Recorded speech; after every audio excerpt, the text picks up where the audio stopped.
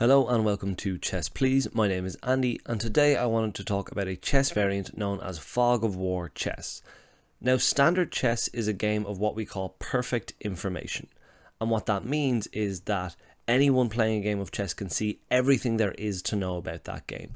I can see all of your pieces, you can see all of my pieces, I can see where you move, you can see mine, I can even see your clock and vice versa. So there's nothing hidden, there's no tricks, traps or lies, as opposed to a game like poker or a battle from Yu-Gi-Oh! Where you can't necessarily see everything that your opponent has or everything that they do, so there's a certain amount of playing probabilities and estimated guessing involved. Now, recently, Elon Musk, a man who's never made a bad decision in his life, recently said that he didn't like chess because A, it was too simple, his opinion, not mine, and he also didn't like the fact that there was no fog of war or technology tree or random spawning. And actually, honestly, a lot of that can be solved with some chess variants. The first one we're going to tackle today is Fog of War chess.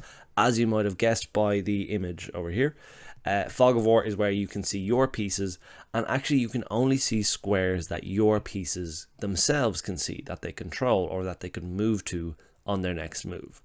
Now, we're going to play a quick game of Fog of War chess. Full disclosure, I've only played one game of this before and I lost pretty badly.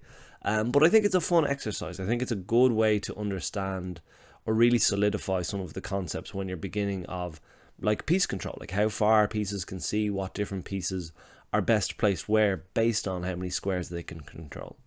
One key difference I'll highlight before we jump into the game: in Fog of War chess, there's no checkmate or checks. You actually just have to capture the king. You just have to gobble him up, take it with a piece, and you win. Because you might not necessarily know that you're in check, which is bad news for you because you're going to lose on the next go if you don't do anything. That's all the preamble. Let's jump into the game. Okay, so we're going to play a 3-minute game with 2-second increment, just because I'm going to need the time to think. The last game I played, a lot of things happened. I couldn't really explain what was happening. But one thing I did learn is do not leave diagonals open to your king early doors. So I don't necessarily want to be pushing my D or my F pawns just yet.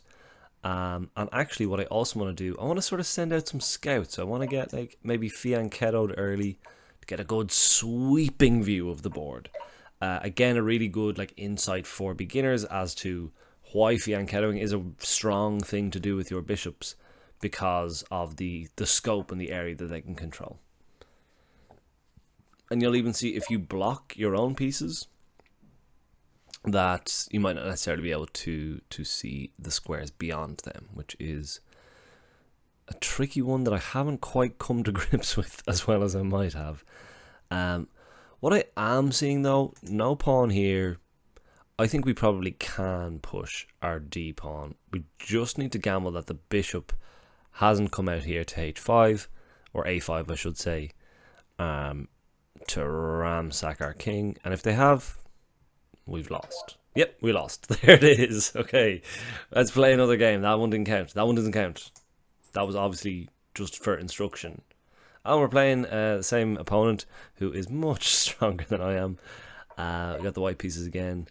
And listen, seeing as last time went so well, let's play the exact same thing, shall we? But we won't necessarily make that heinous mistake of developing. I guarantee there's a bishop up there, so let's see if we can't track that thing down.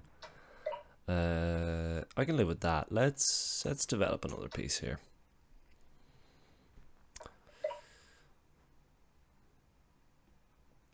Now I know that this diagonal is clear, which is great. I don't think they'll have had time to get a knight up and running.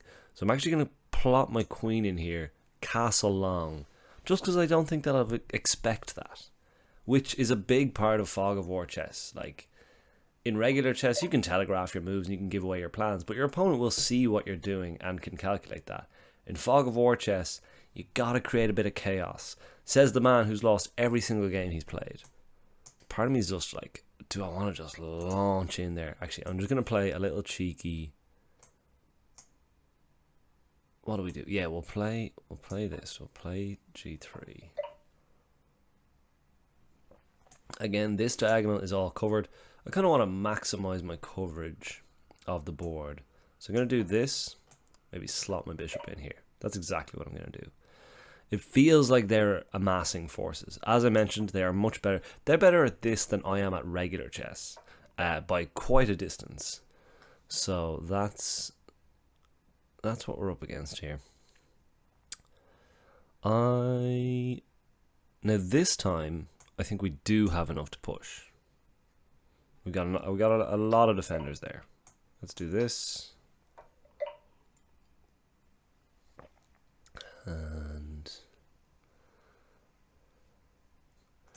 thinking maybe just sacking this pawn as well. That seems like a... Oh, okay, so something is there. We did see them move a pawn here.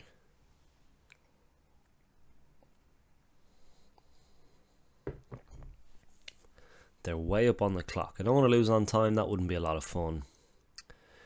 Do you know what? Let's land a knight in there. Check. Okay, there's trouble immediately. And we know where their king is. That is huge. Okay. Let's take this for the crack. And we can take that too. Oof. Okay. Our plan is going to be pretty primitive here.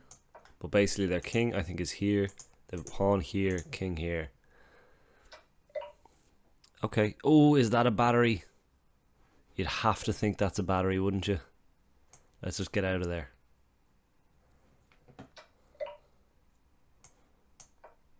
That's check. Come on. Please don't see it. Oh, okay.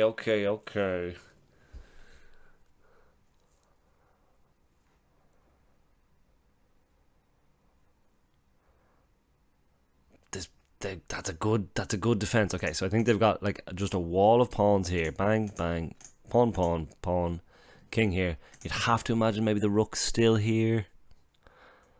Let's drop back here, I think.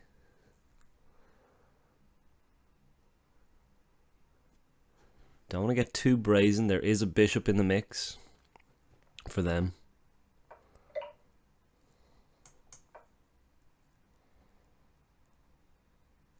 Center is wide open, so we could be in check. This is a lot of fun. It's very scary, but a lot of fun. Did they push there? I wouldn't have done that necessarily. Let's put him in check. Pawn takes, of course. How are we going to do this now?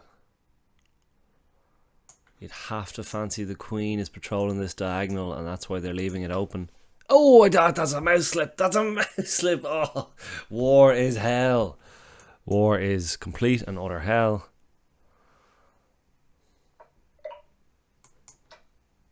Oof. This is exactly what they say, war is hell. Ah, there's the queen.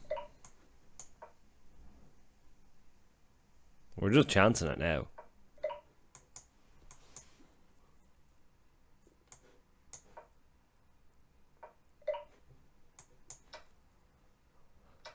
Yikes. Alright, I don't think we're going to get particularly lucky. A lot of dumb moves played here, but okay, I'm actually happy I've lost to a much better player. They had the code cracked. I think we can actually resign here. Great game. Alright, that was a lot of fun. That's Fog of War chess. Pity we didn't get the win, but you know what? It happens. I can see why the Fog of War is appealing, but I don't think that's why a lot of us like chess. That's my 2 cents on the thing. Maybe I would like it more if I won, but that's the nature of the beast. Hope you get a good idea of it. Again, if you want to play, you just want to go up to the menu on the left hand side of chess.com. It says play, and then about the 5th option down is 4-player and variants, and in there you'll find Fog of War chess. That's all from me today, folks. Hope you had a good time, and I hope you get to try out Fog of War chess or any of the other class variants. Thanks very much. Take it easy.